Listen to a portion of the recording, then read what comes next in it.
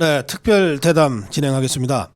국민의힘의 미디어 법률단 단장 원영섭 단장 모시겠습니다. 어서 오세요. 네, 지금 굉장히 바쁜 시간인 줄 알고 있습니다. 오늘 서울경찰청 갑니까? 예, 10시에 저희가 그 뉴스타파 김만배 허위 증언 관련해 가지고 고발장을 접수하기로 했습니다. 국민의힘에. 그 김만배 등 7명입니까? 예, 김만배 신앙님 외 정확하게는 6명. 아, 6명. 총 8명을 총 8명. 고발하게 됩니다. 예. 그게 저 MBC 기자, 뭐 JTBC 기자 그런 사람들입니까? 예, 그렇습니다. 뭐 뉴스타파 했던 그 기자도 있고요. 네. 그래 가지고 관련 뭐 기사를 무분별하게 인용하신 분들까지 네. 포함해 가지고 예. 일단은 고발을 하고, 그리고 또 추후에 논의를 해서 추가 다른 매체에서 인용한 기사가 무분별하게 된 것도 추가 고발할 예정입니다. 예. 그 김만배가 대선 6개월 전에 신앙님이랑 짜고 예. 돈도 1억 6,500만원이나 줘가면서 가짜뉴스를 만들었잖아요. 인터뷰를. 예. 이것들이 그때 안 쓰고 딱 벌컥 움켜쥐고 가다가 대선 3일 전에 터뜨렸어요. 예, 그러니까 이게 만약에 미리 터뜨리면 네. 그게 허위나 아니나 이런 것들에 검증이 들어가거든요. 네네. 그러니까 뭐 한 달 전에만 터뜨려도 아까 뭐 조우영 같은 분이 네. 아 나는 그렇게 관여를 안 했는데 왜 그랬는지 모르겠다 이런 식으로 말을 하다 보면 오히려 그게 역풍을 맞아요. 아하. 그래서 그 공작이 상대방이 손을 못 쓰는 그런 아주 그 대선 얼마 남겨놓고 터뜨려 버린 거죠. 아까 제가 전해드렸습니다만 당시 윤석열 후보의 비서실장 하던 이 설준 의원도 그 불과 3일밖에 안 남은 상황에서 터져서 대응하는데 굉장히 힘들었다. 그렇죠. 예, 그렇게 얘기를 하더라고요. 아니 그 이재명 대표는 뭐 덮어놓고 계속 뭐 몸통이 그 윤석열 후보라고 계속 공격해대고 그러니까 뭐 며칠 안 남았으니까 이거를 뭐 손 쓰지 못하는 그런 타이밍을 맞춰가지고 고의적으로 한 거죠. 처음부터 계획적이었고. 예.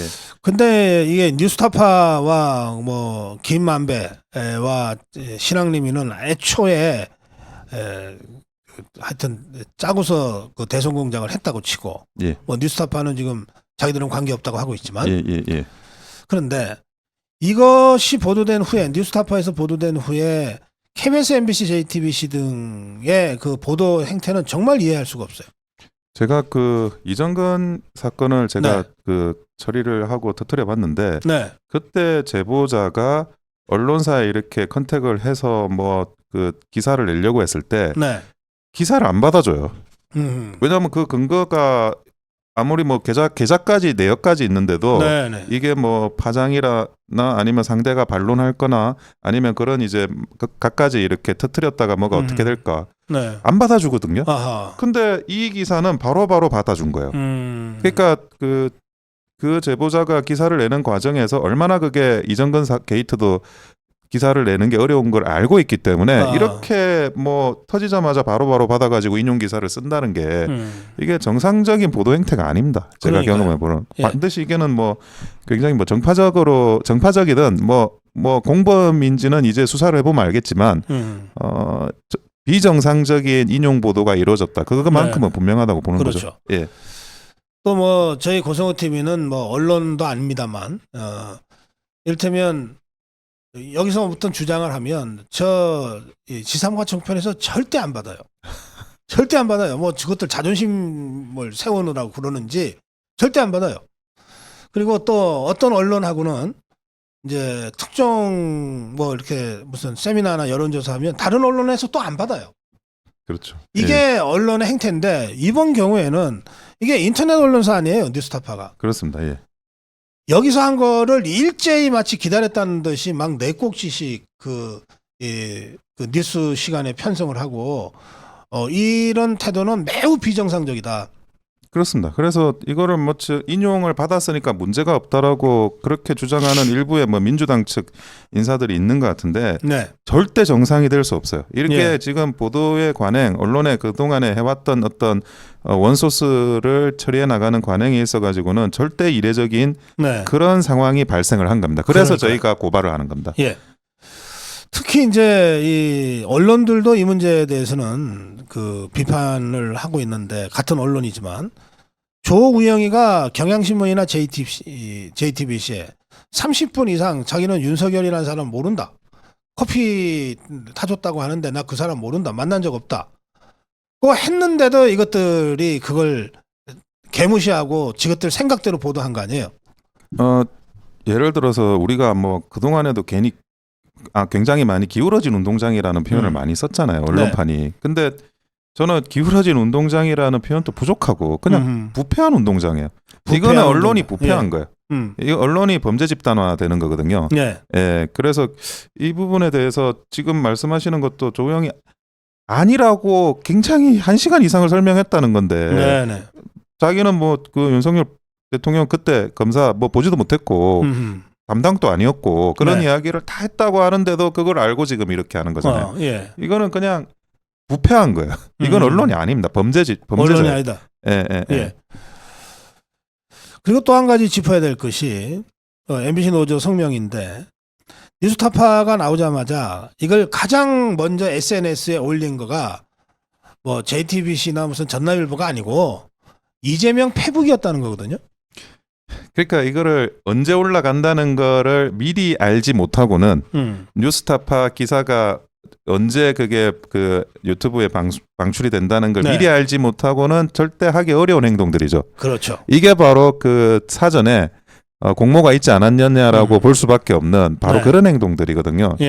이거를 만약에 중간에 다른 그 언론 기사가 받아가지고 또 그 다음에 뭐 그 이재명 페이스북에 올라갔다 그러면 그거는 이재명 그 민주당 측에서 다른 기사를 보고 한 거다. 그 기사 말고 이렇게 말을 할 수도 있겠지만 그게 아니에요. 뉴스타파만 보고 쓴 거예요. 이것들이 너무 급했어. 너무 급했어요. 지금 대선이 며칠 안 남아가지고 너무 급한 마음에 뉴스타파만 보고 썼다는 거예요. 그게 뉴스타파가 언제 올라가는지를 정확하게 알지 못하고 하기에는 굉장히 어려운 행동이라고 저는 그렇게 보여집니다. 그래서 이재명이 사전에 인지했을 가능성이 매우 높다. 이렇게 합리적 의심을 제기하는 거죠. 굉장히 합리적인 의심이고요. 그 부분에 대해서도 저는 검찰이 추가적인 조사를 하셔야 된다고 생각을 하고 있고요.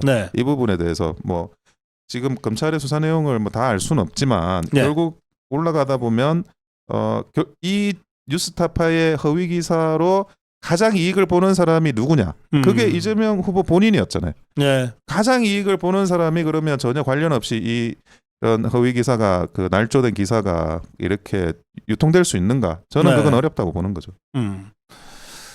그리고 이 대선 때는 뭐 평시에도 사실 그렇습니다만 그 뉴스 소스가 대권 주자들이나 주요 정치인들의 페북이잖아요. 맞습니다. 그러니까 예전하고 그게 많이 달라졌어요. SNS 시대가 돼서 이 대권 주자나 누군가가 페북에다가 한마디 짧게 쓰면 이거를 기자들이 많이 보잖아요. 또 대선 주자 정도 되면 후보가 한마디 쓰면 이거를 자기네 그 언론 네트워크를 통해서 전파를 시키잖아요. 그렇습니다. 그러니까 이 경우에 뉴스타파를 제일 먼저 이재명 페북에서 받아서 이재명 페북은 당시에 언론이 늘 24시간 보고 있었을 때니까 그렇게 해서 전파가 됐다고 치면 뉴스타파 하나만으로는 뭐 이렇게 전파가 쉽게 단시간에 확 되지 않았을 텐데 이재명 페북이 결정적인 역할을 했다. 그렇게도 볼 수 있는 것 아닙니까? 맞습니다. 아니 그 당시에 이제 대선 후보의 페북이란 거는 그 말씀하신 대로 모든 언론이 주목하고 있어요.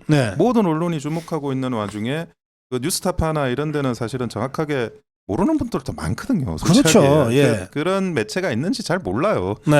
웬만한 이제 뭐 100만 넘어가는 일반 유튜브 중에 우리가 모르는 그 유튜브 매체도 굉장히 많고 관심이 없는 사람들은 전혀. 그런데 그거를 그냥 훅 하고 그냥 그 수면 위로 끄집어 올린 거죠. 뉴스타파가 끄집어 올리고 뉴스타파의 기사를 다시 이재명 대표가 다시 또 수면 위로 끄집어 올리고 그걸 다시 또 받아가지고 각 언론사가 받아서 다시 인용 보도를 하고 이게 그 서희초 그 한교 사건에서도 보면 연쇄적으로 누가 원고를 작성하고 그거를 김어준이 받아가지고 뭐 유튜브에서 방송하고 다시 그걸 가지고 그 언론이 받아 쓰는 이런 그 시스템 이 시스템의 그 재현인 거죠. 저는 이 같은 유통 구조를 가지고 있는 동질적인 시스템이라고 보고 있습니다. 알겠어요.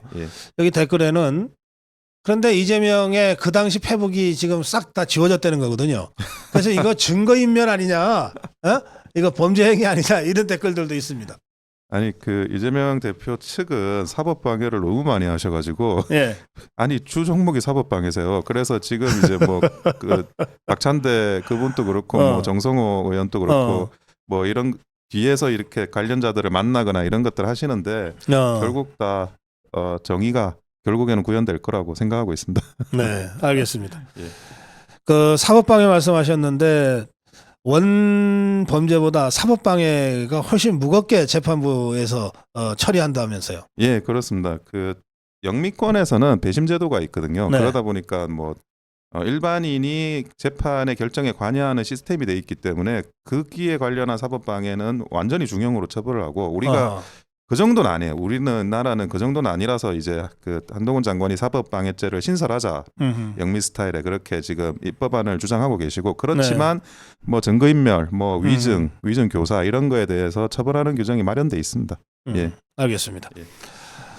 그리고 이 김어준 가짜 뉴스요. 예. 지금 TBS가 김어준이하고 이강택이한테 2억 원대의 손해배상 청구를 했잖아요. 예.